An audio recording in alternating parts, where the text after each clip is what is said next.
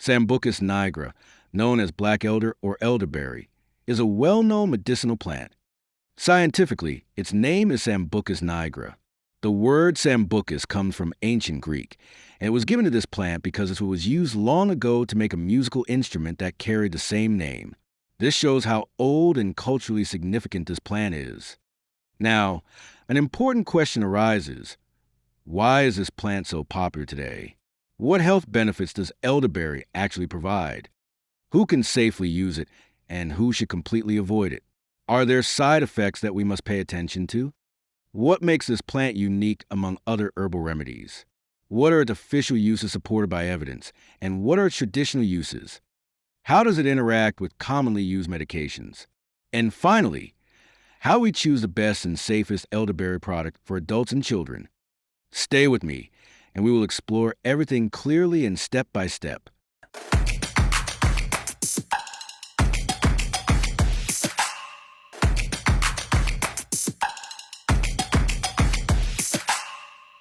Peace and blessings be upon you all. I am Hassan Lotfi, and you are watching the Octopus Pharmacist channel in a new episode of From A to Z Herbal. Welcome, and thank you for joining me today. First, this is the title of our episode. If you are searching for a specific point or one particular piece of information, you may skip forward to the minute that carries that title. But if you want to understand elderberry completely, from the first detail to the last, then stay with me from the beginning to the end. Black small square first, as we always do. Let's take a general overview. Elderberry, Sambucus nigra, is considered one of the most elegant medicinal plants in appearance. It has small, delicate flowers, usually white to creamy in color, and its fruits, which are the part that interests us most, are deep purple to almost black when fully ripe. These berries contain a rich group of bioactive compounds, and this is where its medical value truly appears. Among these compounds, the most important are anthocyanins. Anthocyanins are natural pigments that dissolve in water and give the berries their characteristic purple-black color. Within this group, two compounds are especially important for us today, not because you must memorize them, but because later we will need them when we talk about how to choose the best product. Their names are 1. Cyanidin-3-glucoside, 2. Cyanidin-3-sambucoside. Black small square. Why are these two compounds important? Because scientific studies confirm that they provide three core benefits, which are the reason elderberry became famous worldwide. Benefit 1. Strong antioxidant effect. This is the most powerful feature of elderberry, and honestly, the main reason it's used medicinally. To understand antioxidants clearly, imagine our daily life. Every day we inhale gases, eat food with preservatives, drink things that may not always be healthy, and are exposed to smoke, stress, pollution, and many chemicals.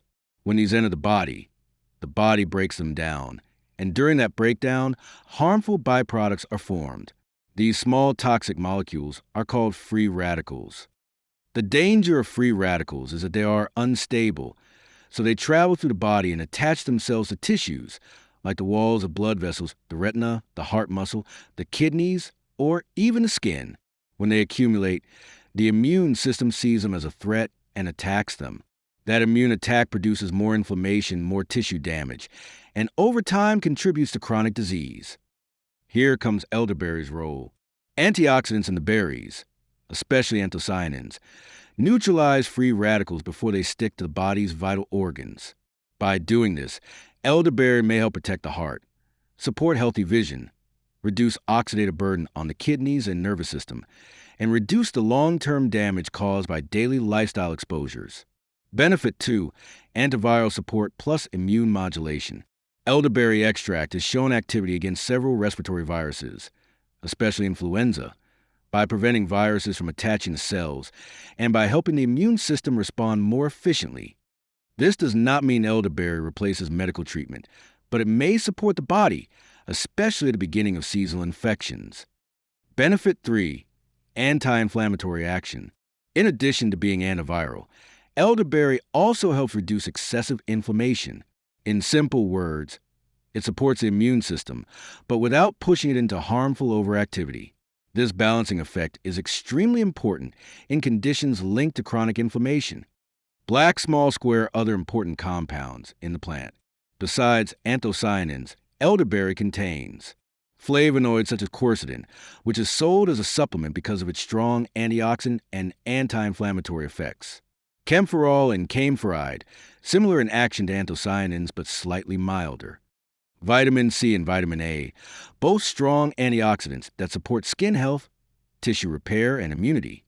Triterpenes, compounds linked to metabolic benefits, muscle support, and mild antimicrobial activity. All these substances work together to enhance the three main benefits we mentioned.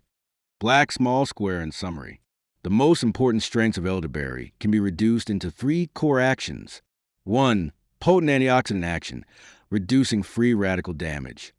2. Antiviral and immune supportive activity, especially during seasonal infections. 3.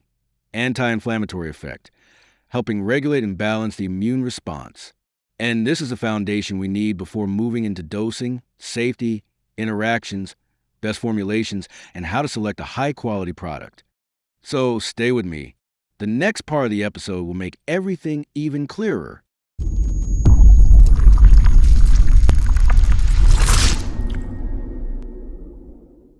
The second main title for today is Before Using Elderberry, Who Must Avoid It and When Can It Be Harmful? After hearing all the good benefits we mentioned, many of us may feel excited and ready to start using elderberry immediately. But like any herb or supplement, there are cases where its use is not suitable or may even cause harm if taken without attention. 1. Patients with autoimmune diseases. The first and most important group who should avoid elderberry completely are people with autoimmune disorders. What does autoimmune disease mean? In these conditions, the immune system becomes overactive and starts attacking the body's own tissues instead of only defending against viruses and bacteria. Examples include lupus, rheumatoid arthritis, and multiple sclerosis. The treatment for these illnesses usually involves medications that reduce immune activity. So if a patient taking immunosuppressive drugs uses elderberry, which naturally enhances immune activity, it may interfere with treatment, worsen symptoms, and trigger flare-ups. Therefore, anyone with autoimmune disease or taking immune-suppressing medications should not use elderberry without direct medical supervision. 2. People who use diuretics, water loss medications. The second group is not completely forbidden from using elderberry, but use must be cautious, especially for individuals who take diuretic medications, known medically as water pills. Why is this important? Elderberry naturally increases urination and fluid excretion. So when someone is already taking diuretics such as furosemide, hydrochlorothiazide, or spironolactone, the combined effect may cause the body to lose excessive water and electrolytes like sodium and potassium. When electrolytes drop, the person may experience muscle cramps, fatigue, weakness, low blood pressure, or dizziness, irregular heart rhythm in severe cases, increased stress on the kidneys. For this reason, elderberry use with diuretics is not strictly forbidden, but it should only be taken when hydration and electrolyte levels can be monitored, ideally under the guidance of a healthcare professional. So we say, if a person is taking diuretics, elderberry may be used, but only with caution and never in high or uncontrolled doses. 3. Pregnant women, infants, children, and adults. Elderberry is generally considered safe for adults and children above 1 year old when taken in proper form and normal doses. However, infants under 1 year should not consume elderberry. Pregnant women. Research is still not strong enough to confirm complete safety, so the safest choice is to avoid use during pregnancy unless approved by a doctor. For is elderberry toxic or not? Elderberry sold in markets is usually dried and sometimes added to foods and desserts. But the raw plant, especially unripe berries, leaves, and stems, contain cyanogenic glycosides, substances that can release small amount of cyanide during digestion. To make the herb safe, manufacturers must boil the berries for at least 20 minutes before drying. Heat destroys most of the toxic compounds. Even so, safe intake should remain between 5 to 10 grams per day, which is the amount the body can process without risk. That's why elderberry is used in small quantities in chocolate, jam, cereals, and desserts.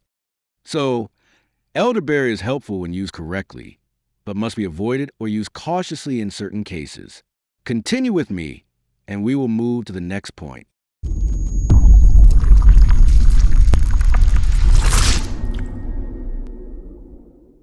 The third title with us today, Side Effect of Elderberry and How Poisoning Happens.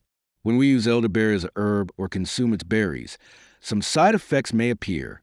These differ between normal, mild effects and dangerous signs of poisoning, which we must identify quickly. Black small square first, normal and common side effects.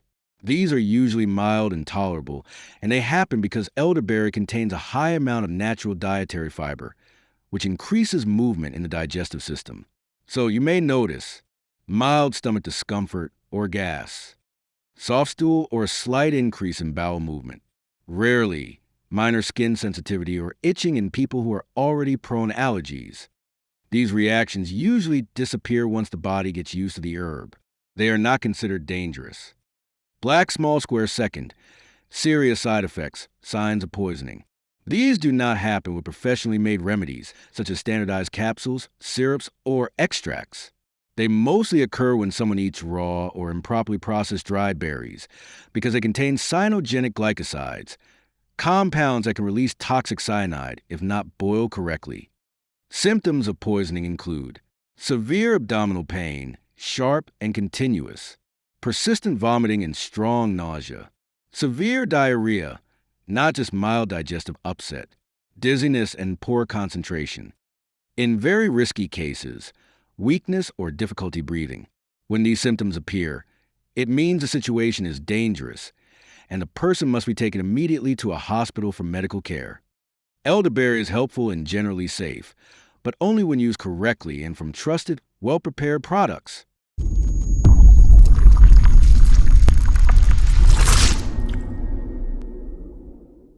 The fourth topic today, what is the correct daily dose of elderberry, and when is the best time to take it? We previously agreed that elderberry is generally safe for use above 1 year of age, when taken in proper form and correct dosage. Now we want to know the exact daily amounts for children and adults, based on the most common standardized products like syrups, gummies, capsules, and dry extracts. Black small square 1. Dosage for children from 1 to 12 to 13 years. Children between 1 year and early adolescence can use elderberry once daily, depending on the form and concentration. The average recommended dose for this age group is 250 to 300 milligrams of elderberry extract per day, which is equivalent to 1 standard children's scoop or gummy in most commercial products. The safest way to know exactly is to read the concentration written on the label, because some products may be more or less concentrated than others. Black small square 2. Dosage for adults and adolescents above 13 years. For adults, the usual daily dose ranges between 500 to 600 milligrams, taken once or divided into 2 doses. We must not exceed 2,000 milligrams, 2 grams, per day, as higher intake has no added benefit and may increase digestive side effects. Always check the product label, since capsules and syrups vary in strength. Black small square 3. Best time to take elderberry, morning or evening, before or after food. Taking it before meals by about 30 minutes may slightly improve absorption, but taking it after food is also acceptable if someone has a sensitive stomach. Regarding timing, morning or night both work fine. Timing only matters if the product contains added calming herbs like melatonin, chamomile, or valerian. In that case, evening use is preferred. If it's pure elderberry extract with no sleep-related additives, any time of day is suitable. So in short, correct dose, proper timing, and understanding the label ensures safe and effective elderberry use.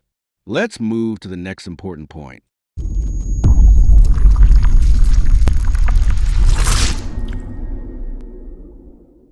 The fifth and final point with us today, how do we choose a high-quality elderberry product from the market? After learning all this information, we now want to know how to pick the right supplement, especially with the large number of brands available. When you stand in front of a shelf or browse online, keep 3 main criteria firmly in your mind. Black small square first. Check the botanical source. Always read the label carefully. Make sure the product is made from Sambucus nigra, not Sambucus ebulus or other species. Why? Because Sambucus nigra is a research medical form used in most supplements and clinical studies, while other species, such as Sambucus ebulus, contain higher levels of cyanogenic glycosides, which can release toxic cyanide if not processed correctly. So, for safety and effectiveness, choose Sambucus nigra only. Black small square second. Verify the strength and concentration. Two products may look identical, but one capsule could contain double the active extract of another. So always check how many milligrams are inside each capsule, gummy, or teaspoon of syrup. The more concentrated the extract per dose, the more reliable and effective the product tends to be, especially for immune support in adults or children older than 1 year. Black small square third, the most important. Look for anthocyanin content. Anthocyanins are the key therapeutic compounds responsible for the antioxidant and immune-modulating effect of elderberry. A strong product should contain no less than 5% anthocyanins. If the label shows only 1 to 2%, this means the extract is weak and may not provide the expected effect. High-quality brands always state anthocyanin percentage clearly, because this is a real indicator of potency. Final reminder before closing. The main benefit of Sambucus nigra is its role in supporting immunity, reducing the frequency and severity of viral infections, especially in people who repeatedly suffer from conditions like throat infections, bronchitis, cough, sinus inflammation, and middle ear infections. At this point, we have covered Sambucus nigra, elderberry, or, as some call it, Baylacin berries from A to Z. I hope the information today was clear, new, and truly useful for you. If you enjoyed this episode and the content of the channel, don't forget to like, share, and subscribe. And for those who want to support educational work like this, Patreon, PayPal, and YouTube support are always appreciated. Good night, and see you in the next episode.